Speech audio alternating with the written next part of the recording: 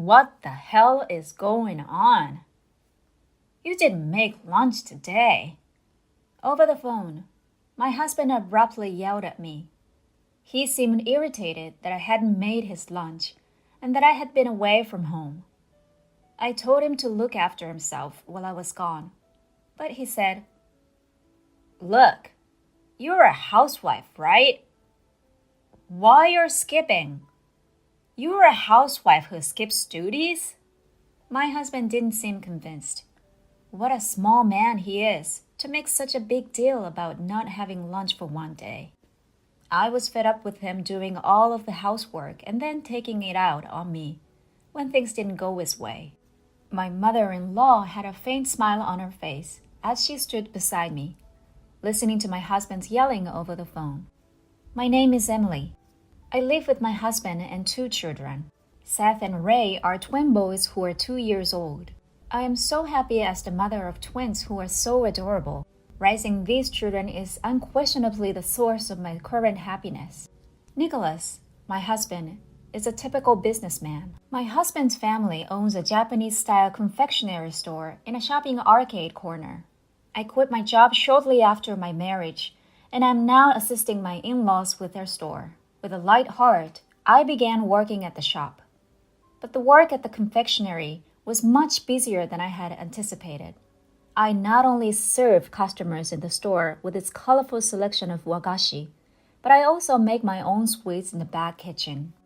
I have to be in the kitchen from early morning to prepare the sweets on time during the busiest times of the year. I continue to assist after the birth of my twins. I would sometimes stand in the store with my children on my back. Their cries would sometimes carry into the store, even when I was babysitting them away from the store. While caring for the young children, I continued to work at the store. My husband, on the other hand, was unconcerned about the wagashiya. "Hey, do you still have no plans to take over the confectionery business?"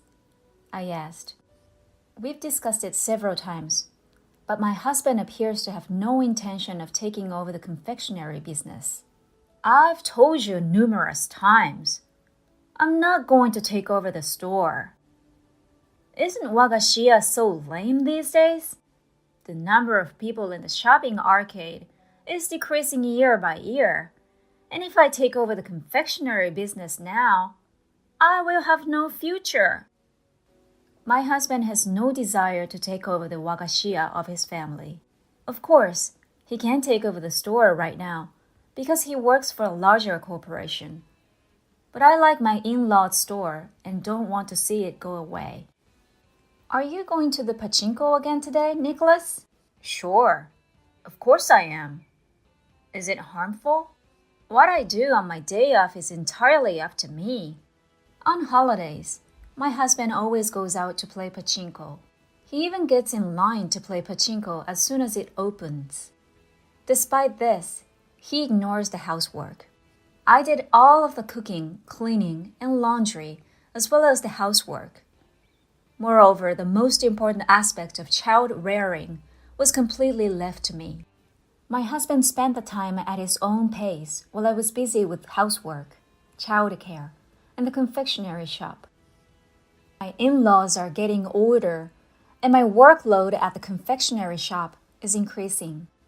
My in-laws, particularly my mother-in-law, were extremely understanding of my situation.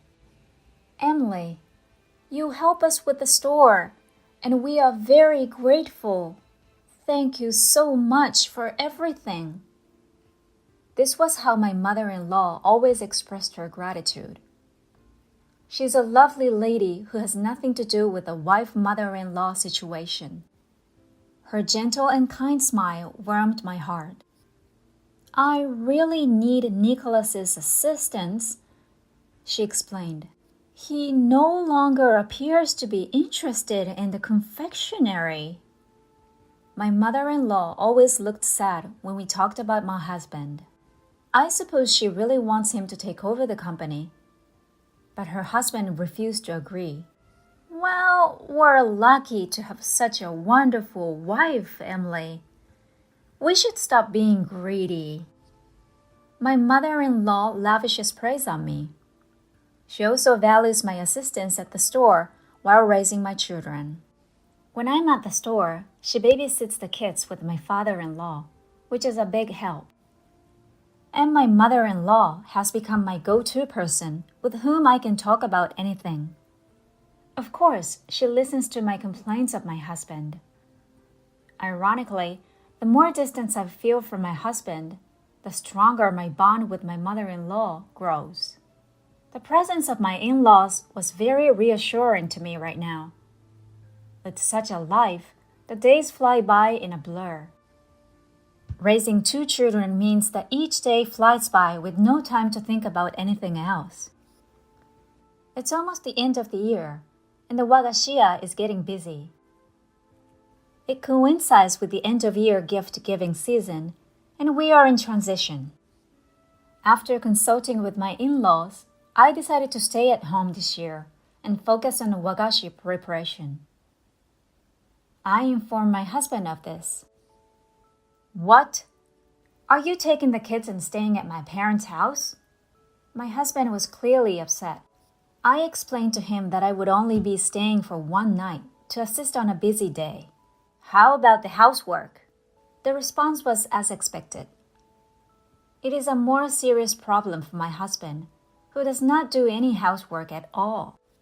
If I do not do housework for even one day, he gets upset, even if it's the busy season for the confectionery. This time, I'll only be away for one night. So can't you be cooperative during that time? It's only a single day, so everything should be fine, right? If you get hungry, you prepare some meals. There will be no laundry to do if it is only for one day. I told my husband that there was nothing to be concerned about, but he continued to complain. You know what? You're still a housewife, aren't you? I tell you this again. I'm the family's breadwinner. Who do you believe is in charge of feeding our 2 children?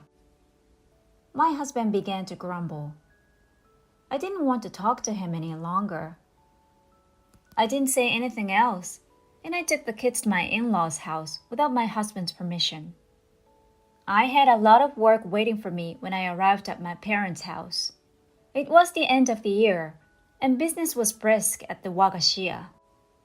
Orders for year-end gifts were pouring in faster than usual, and my decision to stay and assist was not wrong. The creation of gift items begins with the assembly of empty boxes. This is a surprisingly difficult job, especially at the end of the year when hundreds of boxes must be made for year-end gifts. My in-laws and I divided up the box-making duties. After the first day at my in-laws' house, I was exhausted, but the next day I had to work hard from early in the morning to make wagashi. To prepare for the next day, I decided to go to bed early.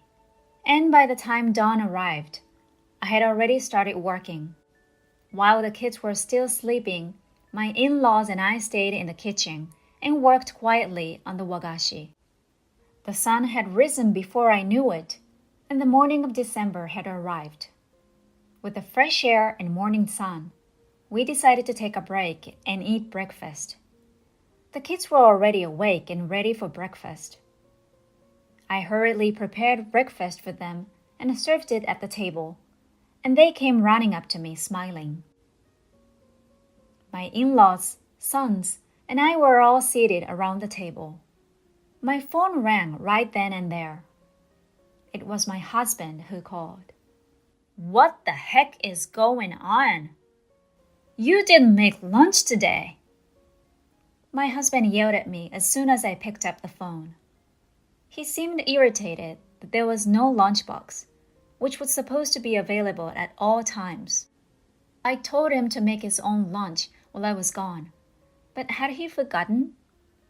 What do you mean, avoiding housework? When I told my husband that he should prepare the food himself, he seemed unconvinced. He accuses me of laziness. What a prick he is to make such a big deal about not having lunch only for one day.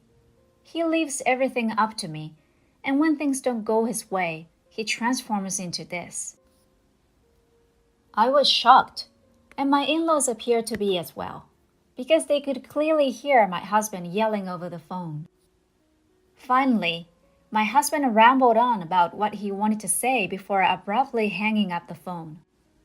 Even though breakfast has just been served, the living room of my in-laws' house was quiet for a while.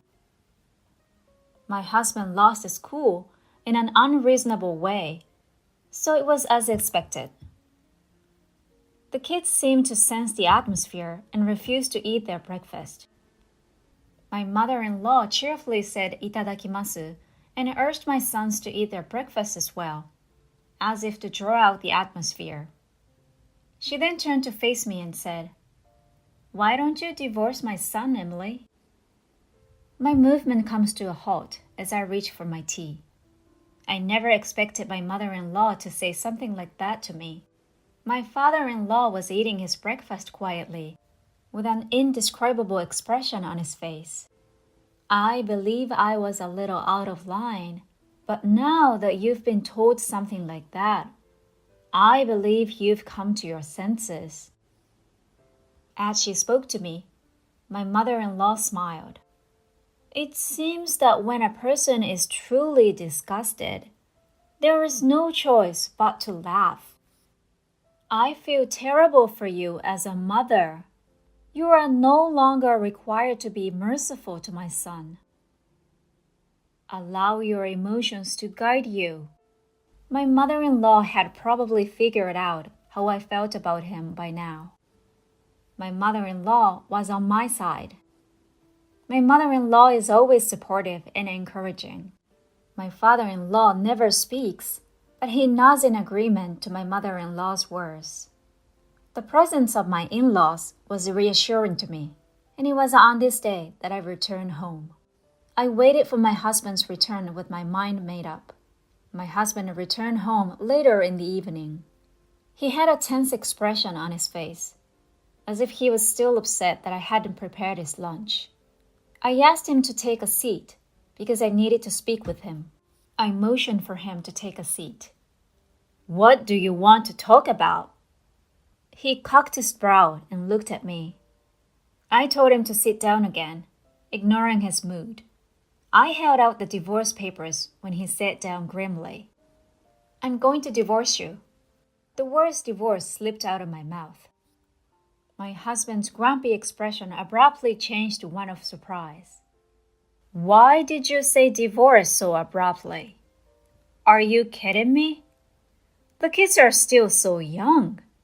My husband was in a panic, not understanding why I was seeking a divorce.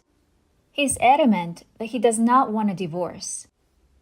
In addition, there is no reason for me to divorce in the first place. So he tried to avoid the discussion by claiming it was invalid. "There's a reason." I stopped him from fleeing. Then I pulled a few photos from an envelope on the table. There was a photo of my husband walking with a woman holding hands. "Didn't you say you go to pachinko on your days off?" "What exactly is this?" "You appear to be having a good time." When he saw the photo, my husband's face turned pale. I pressed him to tell me what was going on. "No, listen to me." He was making up some nonsense excuse about how she was just an acquaintance. "She's a junior employee at your company, isn't she?" My husband's movement ceased when I mentioned the identity of the woman in the photograph. My husband had an affair with a younger woman who worked at the same company as him. I had been suspicious of his behavior and had discussed it with my mother-in-law for some time. My mother-in-law suggested I hire a detective to investigate an affair. The findings of the subsequent investigation astounded me. My husband had entered a pachinko parlor with a woman and then gone directly to her room. "I have more photos. You two are very close, so the investigator could take many photos. Would you like to see more?" When confronted with undeniable evidence, the husband finally confessed. He readily admitted that he was a pachinko fan, that he had a romantic relationship with this woman, and that he had been visiting her room during the day. I'm sorry, Emily. I was just experimenting with fire. I'm sorry for my kids. I'm leaving this girl right now, so please don't divorce me. My husband, who was no longer at my mercy, apologized emphatically. However, I will never forgive him. I'm dead set on getting a divorce. I'm not joking. I've been assisting at your parents' home. While babysitting, I have taken care of things that you do not want me to do. I've informed your father and mother about this. My in-laws, I told my husband, were on my side, not his. They have both stated that they will assist me in any way they can.